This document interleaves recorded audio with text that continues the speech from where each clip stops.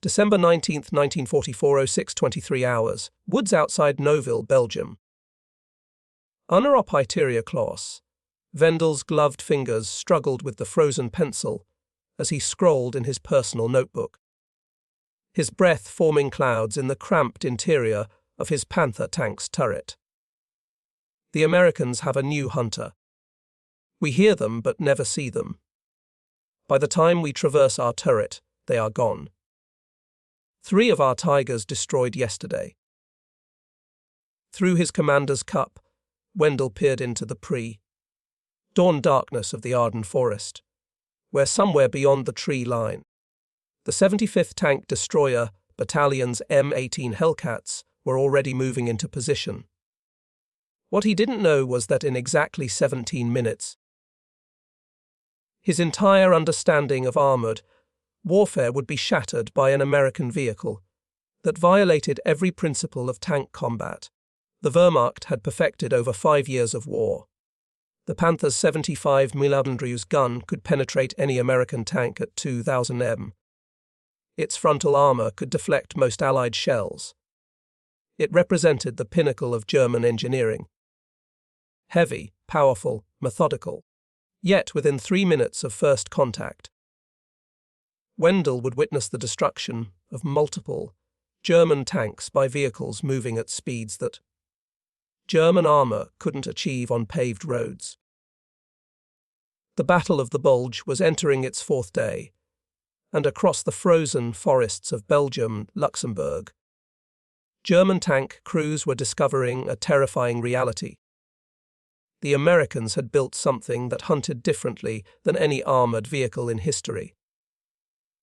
Not stronger, not heavier, just faster than anything they could imagine surviving on a battlefield. The M18 Hellcat's genesis began in December 1941, just as America entered the war.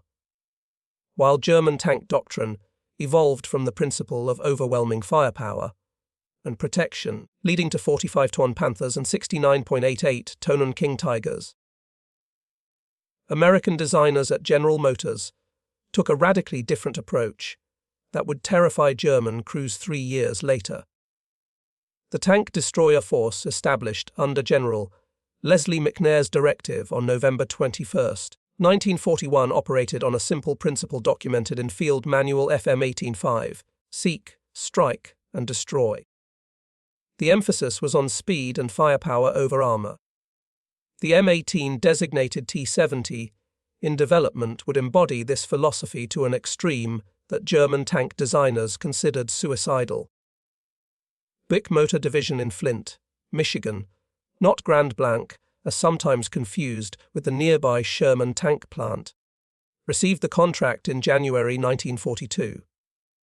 Chief Engineer Joseph Roberts faced specifications that seemed contradictory.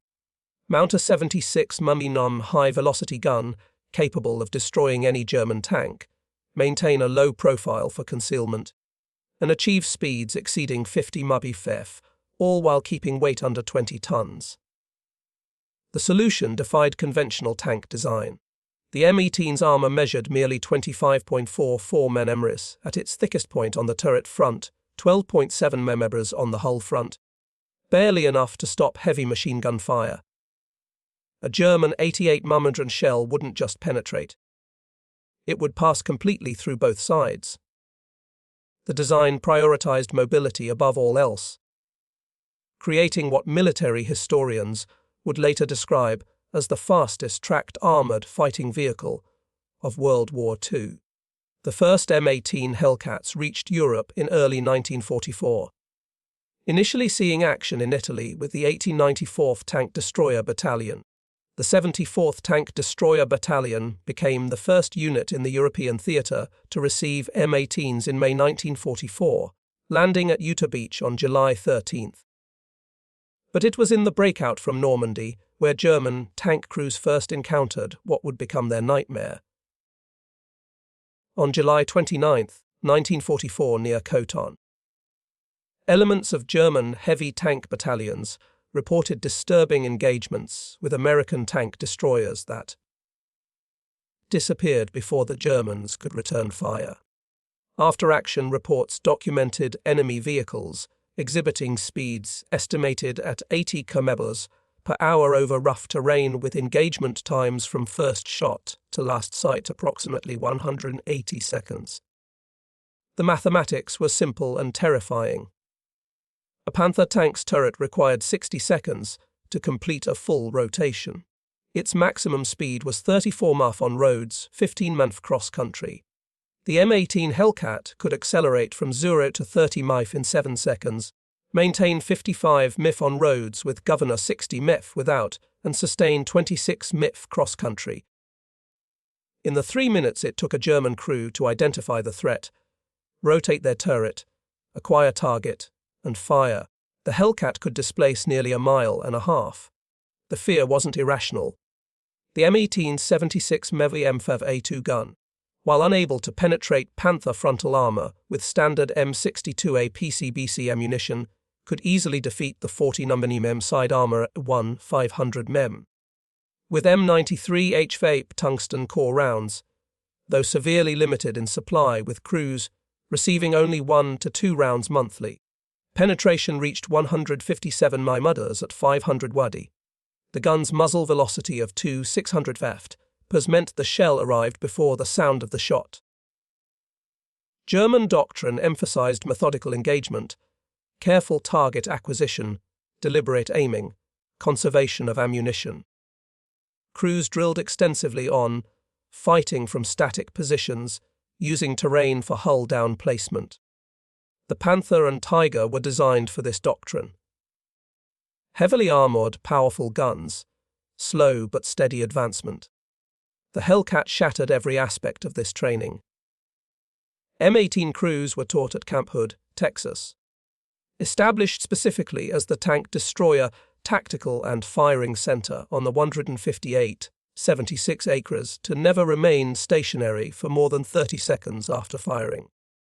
The motto "Speed is life" became standard doctrine. Where German doctrine emphasized the decisive shot, American tank destroyer doctrine preached shoot and scoot. Between July 1943 and October 1944, BWII's Flint, Michigan plant produced exactly 2 57 M18 Hellcats, far fewer than the originally planned 8th 986 vehicles. The production included 6 pilot models, an initial contract for 1,000 vehicles, and a final order of 157 units. Peak monthly production reached 267 units in November 1943. This production rate, while modest compared to Sherman tank output, still exceeded German Panther production, while Germany struggled to produce 90 Panthers monthly by late 1944. American factories had already completed the entire Hellcat production run. The disparity meant that while German crews knew each lost Panther or Tiger was essentially irreplaceable, American forces could rapidly replace any losses. The M18 featured a Wright R975 radial engine originally designed for aircraft. Early production vehicles, serial numbers 1-1-350, used the naturally aspirated R975C1, producing 350 horsepower, while later models, serial 1351-2057, received the supercharged R975C4, generating 400 horsepower beginning in March 1944. This power, combined with the vehicle's 17.7 to 20-ton weight sources, vary based on configuration, create an exceptional power-to-weight ratio of 20 to 22.5 horsepower per ton, compared to the Panther's 15 horsepower per ton. The Hellcat's hydromatic automatic transmission with torque converter allowed drivers to maintain maximum speed while maneuvering, a critical advantage over German tanks requiring manual shifting and clutch operation. The ground pressure of just 10.5 psi, less than many wheeled vehicles, meant Hellcats could traverse mud and snow that immobilized 57-ton Tiger is 15.2 psi ground pressure and 69.88-ton Tiger IIs. The breakout from Normandy in August 1944 provided the first large-scale demonstration of Hellcat doctrine during Operation Cobra, beginning July 28, 1944. The 6003rd Tank Destroyer Battalion, which had received MATs in October 1943 and landed at Utah Beach July 21 to 22, participated in the sweep through Brittany. The 74th and 75th Battalions, also equipped with M18, joined the rapid advance. Traditional tank warfare would have dictated careful covered approaches and sustained firefights. Instead, M18 crews executed what became known as rapid flanking attacks. Using their superior speed to strike from unexpected directions before German turrets could traverse to meet the threat. The Battle of Aracourt, fought September 18th to 29th, 1944, not October as sometimes misreported, near the Nancy bridgehead across the Moselle River, demonstrated the M18's potential when properly employed. The 704th Tank Destroyer Battalion, attached to the 4th Armoured Division's Combat Command, faced elements of the German 113th Panzer Brigade in conditions that should have favoured the defenders. On September 19th, Lieutenant Edwin Leiper's platoon engaged German armour in heavy fog at extremely close range. Visibility limited to 30 ft. In the first 5 minutes, his MATs destroyed 5 German tanks while losing just 1 vehicle. The engagement continued with 10 additional enemy tanks destroyed for the loss of 2 more M18. Captain Tom Evans earned the Distinguished Service Cross after personally manning a disabled M18's gun to destroy enemy panzers. The overall results at Arot were staggering. 39 German tanks destroyed for 4 M18 tanks destroyed and 3 damaged, a 5.6 kill ratio that validated the tank destroyer concept. The Battle of the Bulge in December 1944 became the Hellcat's most legendary proving ground.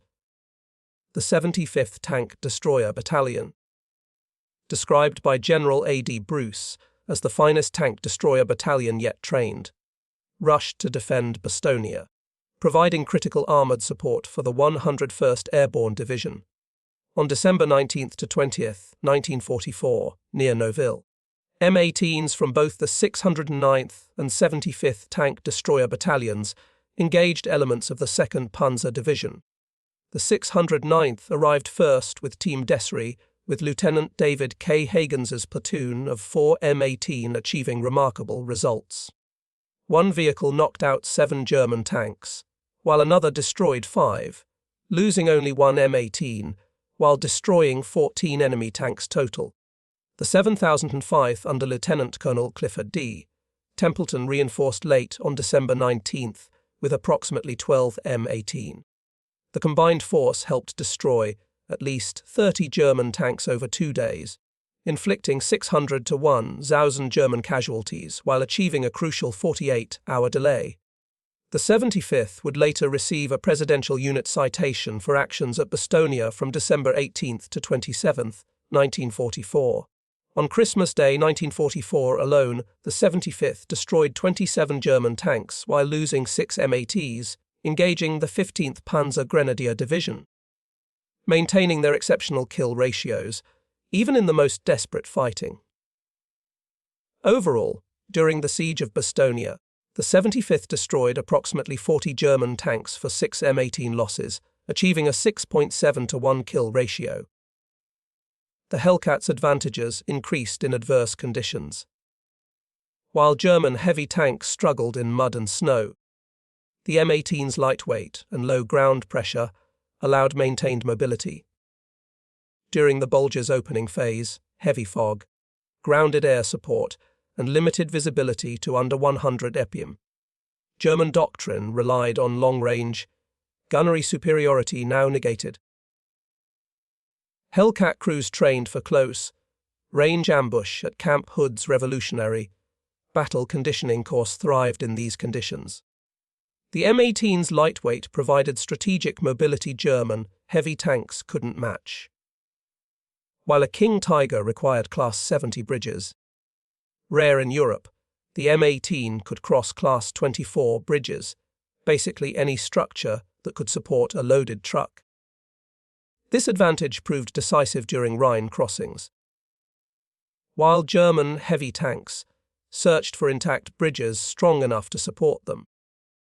Hellcats crossed on temporary structures erected by combat engineers, while American factor 57 M18 Hellcats between July 1943 and October 1944. Germany struggled throughout the war to produce heavy tanks. Total Panther production reached approximately 6,000 vehicles, while only 492 King Tigers and 347 Tigers were ever built. The mathematics of industrial capacity were unescapable. For every Panther produced, America built 8 tank destroyers and tanks total. German tank crews faced not just superior tactics. American production included 49 234-4 Shermans, 257 M18 Hellcats, 23-24 M10 tank destroyers, 273 M36 tank destroyers, plus 88 410 other armored vehicles. German tank crew training in 1944 emphasized methodical engagement, careful target acquisition, deliberate aiming, conservation of ammunition. By late 1944, veteran German tank crews were increasingly rare.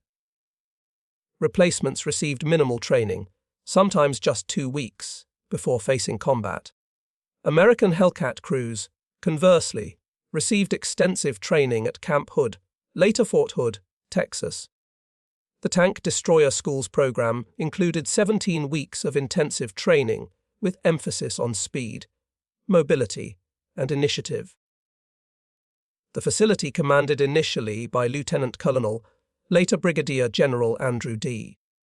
Bruce could train 100,000 soldiers simultaneously with 28 battalions and 8 groups in various stages of preparation.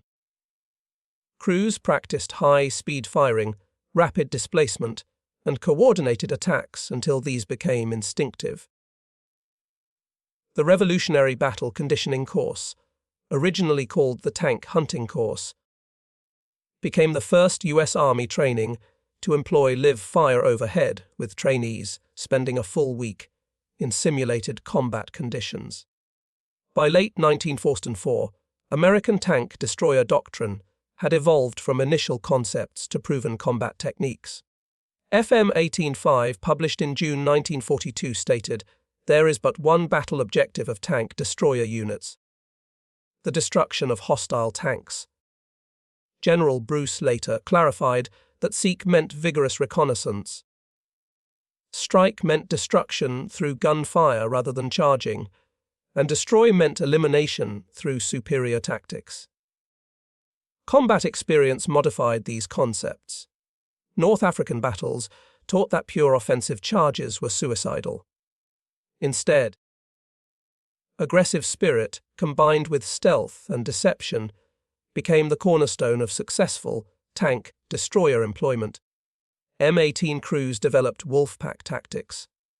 3 or 4 Hellcats operating in coordinated but independent attacks, communicating by radio to create overlapping fields of fire while maintaining constant movement.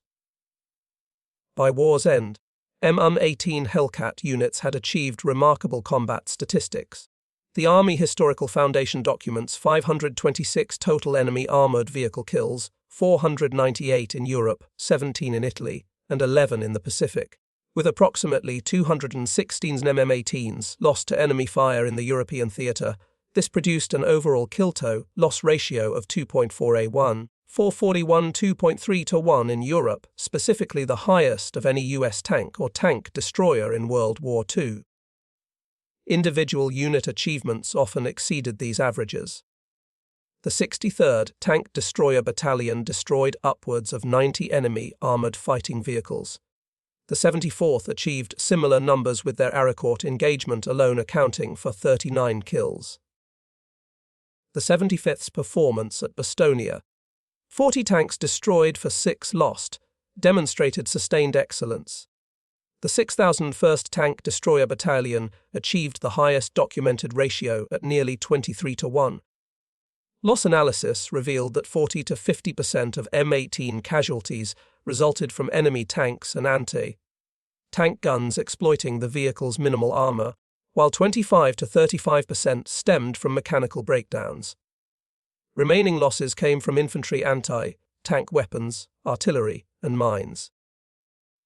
The fundamental difference between German and American armored vehicle design philosophy becomes clear when comparing specifications. The Panther weighed exactly 44.8 to 45 tons with 80 mm frontal armor sloped at 55 Ri effective approximately 140 mm. The Tiger WWII weighed 57 tons with 100 mm vertical frontal armor. The King Tiger reached 69.8 tons with 150 mm sloped frontal armor and 180 mm of turret armor. Against this, the M18 Hellcat weighed just 17.7 to 20 tons with armor ranging from 12.7 mm on the hull to 25.4 mm on the turret front, thinner than some German armored cars. Yet, this apparent vulnerability enabled the speed that became its primary defense. At 500 mem, a Hellcat moving perpendicular at 40 mf would cross a Tiger's gun arc in 4.5 seconds. Faster than the gunner could track with manual traverse after hydraulic failure, a common combat occurrence. Beyond speed, the M18 demonstrated superior mechanical reliability compared to German heavy tanks. The Wright R975 radial engine, derived from proven aircraft designs, started reliably even in sub-zero conditions. German tank crews using diesel engines, requiring careful warm-up procedures, couldn't understand how Hellcats could start instantly and accelerate immediately. The Panther's sophisticated transmission, while technically advanced, proved fragile under combat conditions. Final drive failures plagued the design throughout its service life. The Tiger II's complexity meant that more were lost to mechanical failure than enemy action. Meanwhile, the M18's simplified design, using proven automotive components wherever possible, ensured consistent operational readiness. American logistical superiority amplified the M18's effectiveness, while German tanks often sat idle for lack of fuel, spare parts, or ammunition. Hellcat units maintained high operational rates through efficient supply chains. The famous Red Ball Express and similar logistics operations ensured consistent fuel deliveries, while standardized parts meant easy field maintenance. German forces by late 1944 faced chronic fuel shortages. Operation Watch on the Rhine, the German Ardennes offensive, partially aimed to capture Allied fuel dumps because German supplies couldn't sustain prolonged operations. This fuel situation meant German tanks often fought defensively from static positions exactly where the mobile Hellcat held maximum advantage. Every M18 carried both radio and intercom systems that worked reliably, STR-5 and 8 or STR-528 radio sets providing consistent communication. German tanks, especially by late 1944, often operated with degraded or non-functional communications, relying on signal flags or pre-battle planning. This seemingly minor detail had major tactical implications. Hellcat platoon coordinated attacks in real time, adjusting to German responses instantly. When 4 Hellcats attacked from different directions, they operated as a single organism through radio coordination. German tanks, often fighting in communication isolation, couldn't match this flexibility. Before the Hellcat's legendary performance in Northwest Europe, the Italian campaign provided German forces with their first warnings. In May 1944, during the breakout from Anzio, the 8094th Tank Destroyer Battalion's Hellcats faced elements of the German Panzer Division. The terrain, rolling hills with vineyards and stone walls, should have neutralized the M18's speed advantage. Instead, it amplified their psychological impact. The Hellcats used their ability to accelerate up 30 Dri slopes at speeds German tanks couldn't achieve on flat ground, creating an illusion of omnipresence by appearing at multiple points along radial lines in rapid succession. This early demonstration of Hellcat capabilities went largely unheeded by German high command, who remained focused on the Eastern Front, where most German armour was committed. Winter 1944-45 proved that the Hellcat's advantages actually increased in adverse conditions. The M18's wide tracks and lightweight, producing just 10.5 psi ground pressure, allowed movement through snow that trapped heavier vehicles. German Tigers and Panthers, already struggling with mechanical reliability, found their mobility further reduced by winter conditions. During the Battle of the Bulge, Hellcat crews exploited these conditions expertly. They used their speed to race through areas where German heavy tanks bogged down, appearing behind German lines where heavy armour was thought impossible. This mobility in poor conditions contributed significantly to the successful defence of Bastonia. German forces attempted various counter-tactics against the Hellcat threat. Updated tactical manuals recommended immediate smoke deployment when M18s were identified, essentially blinding themselves in hopes the threat would pass. Other desperate measures included welding additional track links to side armour ineffective against 76 mm rounds, and creating deliberate ambushes with hidden anti-tank guns. Nothing worked consistently. The Hellcat's combination of speed, firepower, and tactical flexibility proved insurmountable with available German resources. The vehicle's very presence altered German behaviour. Commanders became reluctant to commit armour without extensive reconnaissance, sacrificing initiative and momentum. In March 1945, near Remagen, M80s from the 656th Tank Destroyer Battalion crossed the captured Ludendorff Bridge, while it was too damaged for heavier vehicles. They established a screen that destroyed 11 German tanks attempting to approach the bridge, including 2 King Tigers that couldn't maneuver quickly enough in the confined terrain. This action demonstrated the strategic value of the M18's lightweight. While German heavy tanks required specific routes and specially reinforced bridges, Hellcats could use any crossing that supported truck traffic, appearing in impossible locations behind German lines.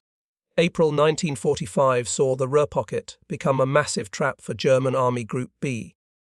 The 8093rd Tank Destroyer Battalion's Hellcats conducted what historians consider exemplary tank-destroyer operations, racing through collapsing German lines at speeds approaching 60 mph on cleared autobahns, appearing deep in German rear areas before commanders knew the front had been penetrated. These final operations demonstrated the M18's concept brought to full maturity. Speed as weapon, mobility as armour, surprise as primary tactic. German defensive positions designed to stop deliberate attacks by heavy tanks proved useless against vehicles that simply raced around them at highway speeds. Post-war analysis by US Army historians validated the M18 concept despite its limitations. The 76 mm's gun's inability to penetrate Panther or Tiger frontal armour with standard ammunition forced reliance on flanking attacks. Missions where the vehicle's speed became essential, with standard M62 APCBC rounds achieving only 93 mm penetration at 500 YD and scarce HVAP rounds. Crews had to close to suicidal ranges for frontal engagements against German heavy tanks. Yet the combat record speaks definitively. 526 confirmed kills against 216 combat losses produced the highest kill-to-loss ratio of any American armoured vehicle in World War II. This success came not from superior firepower or protection, but from revolutionary employment of speed and mobility combined with superior crew training. The M18 Hellcat represented more than a vehicle. It embodied a completely different conception of armoured warfare. While Germany perfected the tank as breakthrough weapon and mobile fortress, America created something new: the tank destroyer as pure hunter. The tank destroyer force's motto, seek, strike, and destroy, proved prophetic. By war's end, American tank destroyer battalions claimed over 11,000 enemy vehicles, destroyed in total with Hellcat units, achieving the highest kill ratios. The doctrine emphasized that tank destroyers were not tanks and shouldn't fight like tanks. They were hunters that struck from ambush and vanished. Beyond tactical success, the Hellcat achieved strategic effects. German armored reserves, instead of concentrating for offensive operations, were increasingly held back to guard against tank destroyer raids.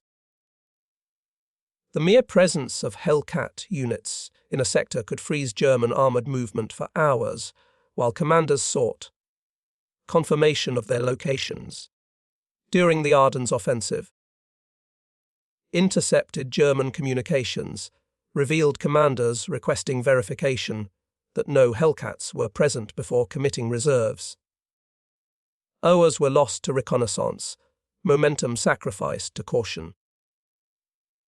The offensive that was supposed to split Allied forces was partially paralyzed by fear of vehicles. Weighing less than half a Panther, the 257 Hellcats built represented American industrial philosophy, not perfection, but practical efficiency. While Germany built 6,000 Panthers over 3 years, struggling with quality control and component shortages, BIC produced all M18 in just 15 months using proven components and simplified construction. German engineers, when examining captured M18s, noted the apparent crudity, functional welds rather than perfect joints, armor plate showing tool marks, interior ergonomics seemingly accidental. Yet this crude vehicle consistently destroyed German tanks built with watchmaker precision. The difference lay in design philosophy. Germany built engineering monuments while America built practical tools.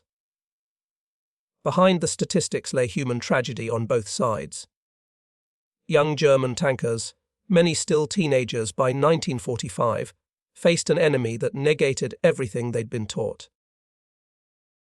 Their carefully maintained Panthers and Tigers, representing the peak of German engineering, burned just as readily when struck by Hellcat rounds fired from ambush.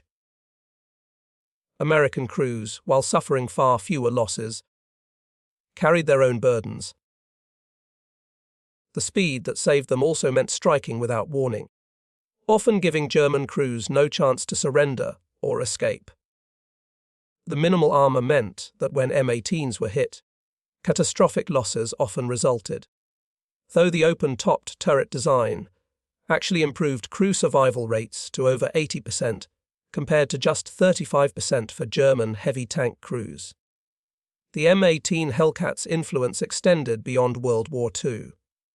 Post-war armies studied its employment, recognizing that mobility could trump protection in certain circumstances. Modern military doctrine's emphasis on shoot and scoot, rapid displacement and mobility as survival technique all trace roots to M18 employment in 1944 to 45. Today at Fort Moore, formerly Fort Benning, a restored M18 Hellcat stands at the Armour School entrance. Its plate commemorates it as the fastest armoured fighting vehicle of World War II, and proof that American ingenuity and mass production could defeat sophisticated enemy tanks through speed and tactical innovation. The final accounting of the Hellcat's impact: production total manufactured 257. Production period July 1943 to October 1944, 15 months. Peak production 267 units November 1943. Unit cost $57,501 1943. Production location BIC Division Flint, Michigan. Performance maximum speed 55 mi/feet. Governed 60 memph ungoverned. Acceleration 0 to 30 meph each 7 seconds. Range 100 to 105 mi. Power or weight ratio 20 to 22.5 horsepower per ton. Ground pressure 10.5 psi. Combat record. Enemy vehicles destroyed 526 confirmed. M18s lost to enemy fire 216.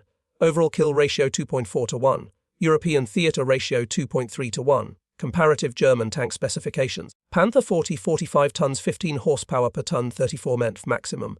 Tiger I 57 tons 100 men of frontal armor 1 347 produced. 0.88 tons 150 mummers frontal armor 492 produced. The supreme irony of the Hellcat story is that German doctrine created the conditions for its success by building increasingly heavy tanks, Panthers, Tigers, King Tigers.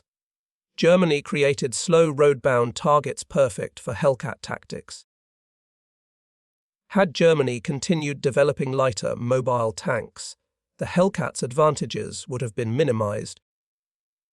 Every ton added to German tanks made them more vulnerable to American tank destroyers. The pursuit of invulnerable super tanks created vehicles that couldn't respond to high-speed warfare.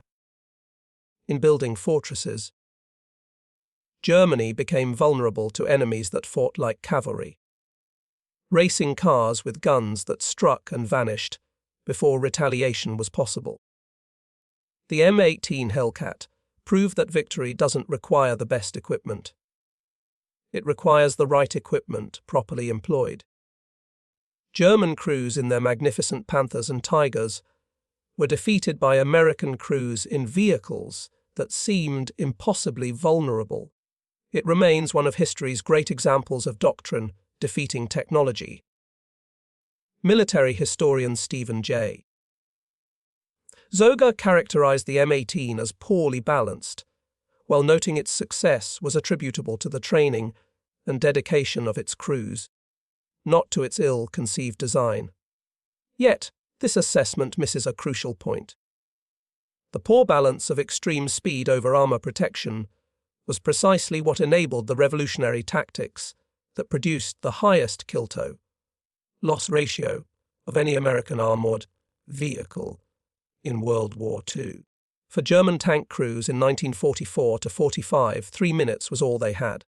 3 minutes from the first sound of high-revving engines to the impact of 7,600 rounds. 3 minutes to identify the threat, traverse their turret, acquire target, and fire, while the Hellcat was already racing to its next position at 55 mph. 3 minutes that usually ended with their tank burning and the Hellcat vanishing into the distance, seeking its next victim.